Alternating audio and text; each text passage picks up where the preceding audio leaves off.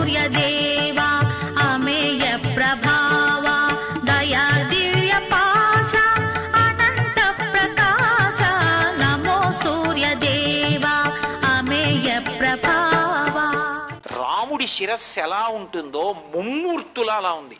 సీతమ్మ గుర్తుపట్టాల, అది రాముడిది కాదని. రాముడి ధనస్సు ఎలా ఉంటుందో వీరరాఘవ విజయరాఘవ అని పేర్లు ఆయనకి. ఎప్పుడు ధనస్సు పట్టుకుని ఉంటాడు.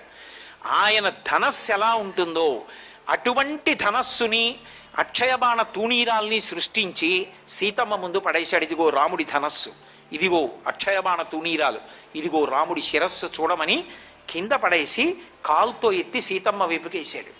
ఆవిడ తల వంక చూసింది, 100కి 100 రాముడిదే తల. ధనస్సు వంక చూసింది, రాముడిదే ధనస్సు. అక్షయబాణ తూణీరాల వంక చూసింది, రాముడివే తూణీరాలు. ఆ తల్లి నిజంగా ఏడ్చింది. ఎంత ఏడ్చిందో, భర్త మరణించాడని. అయిపోయింది యుద్ధం, ఇక నన్ను రక్షించేవాడు లేడని 2 మాటలు ఆవిడ్ని ఏడిపించాడు.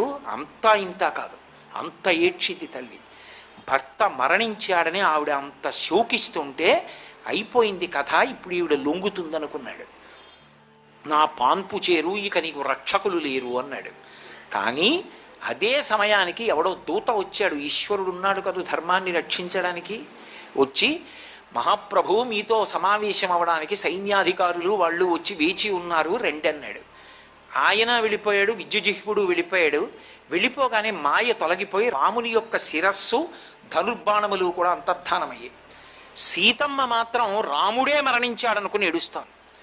అప్పుడు మహాతల్లి శరమ వచ్చింది.